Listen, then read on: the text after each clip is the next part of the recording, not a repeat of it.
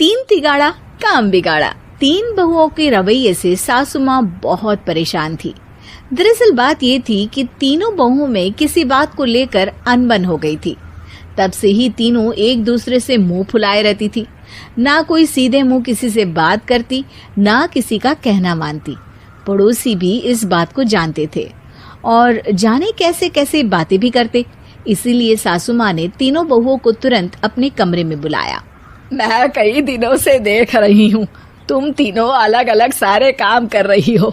ये सब नहीं चलेगा, तीनों को मिलकर ही काम करना पड़ेगा। सास की बात सुनकर एकदम से बड़ी बहू बोल उठती है। नहीं मम्मी जी, मैं इन दोनों के साथ कुछ नहीं कर सकती। मैं इस घर की बड़ी बहू हूँ, फिर भी ये मेरा कहना बिल्कुल भी नहीं मानती। अरे जेठानी जी, जानबूझकर मुझे डबल काम करवाती है आप, और छोटी मुझसे टेढ़े मुंह ही बात करती है। इन दोनों के बीच हमेशा सैंडविच बन जाती है मेरी, और मैं हमेशा आलू की तरह बीच में मसली जाती हूँ। मम्मी जी, इन दोनों को लगता है कि मैं छोटी हूँ तो इनके पैरों तले दब जाऊंगी, लेकिन नहीं, मेरा भी उतना ही अधिकार है जितना इन दोनों का है। बड़ी आई दोनों मेरी चुगली करने के लिए, मुझे क्या कम समझ रखा है। तीनों बहू एक दूसरे से बहस करने लगती है और सास दोबारा ये देखकर टेंशन में आ जाती है और सबसे कहती है, चुप हो जाओ, अब से तुम तीनों सारे काम एक साथ करोगी। आंख बंद करके एक दूसरे की बात सुनोगी। तुम तीनों इस बात को गांठ बांध लो, वरना अगली छुट्टियों में तुम्हारा अपना मायके जाना कैंसिल। सास की बातें सुनकर डर के मारे तीनों हामी भर देती हैं। जी मम्मी जी, मैं समझ गई। हाँ मम्मी जी, जैसा आप कहें। आप जो कहेंगी मैं वही करूंगी। तीनों बहू सास की बात को गांठ बांध लेती है और वादा करती है कि अब से सारे काम वो तीनों एक साथ मिलकर ही करेंगी। ये सब देखकर सास खुश हो जाती है और वहां से चली जाती है। नीचे जाकर वो देखती है कि घर में शर्मा जी आए हुए होते हैं।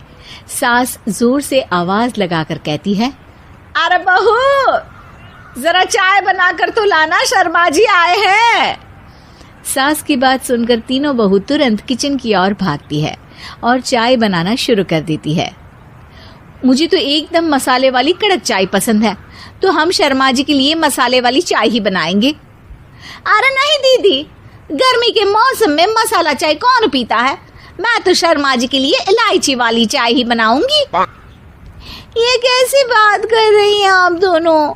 मेरी मम्मी ने सिखाया है कि मेहमान को ज्यादा दूध और शक्कर वाली चाय देनी चाहिए, वरना वो घर वालों को कंजूस समझते हैं।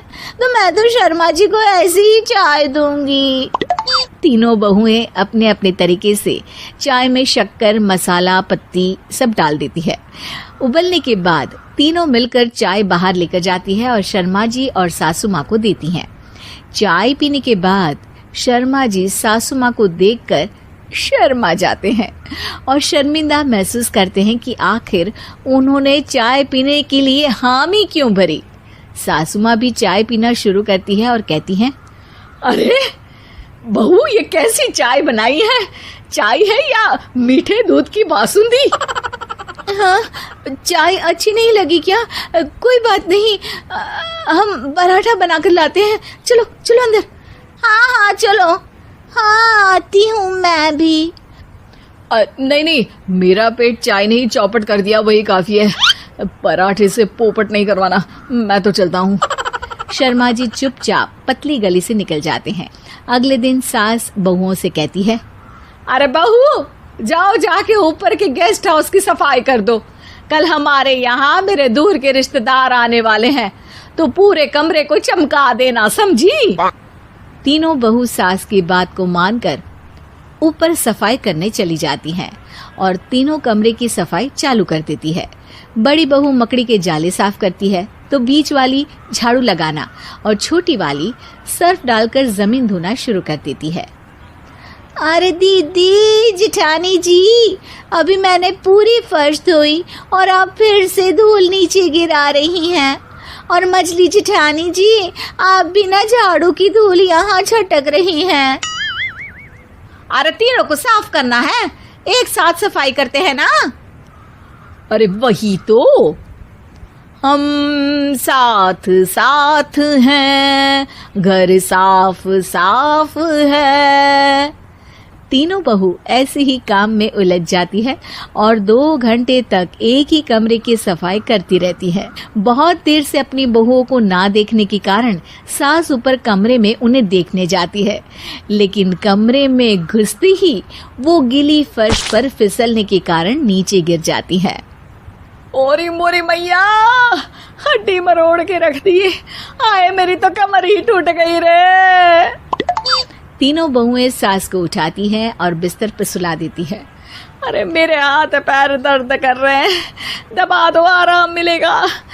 हाँ जी माँ जी।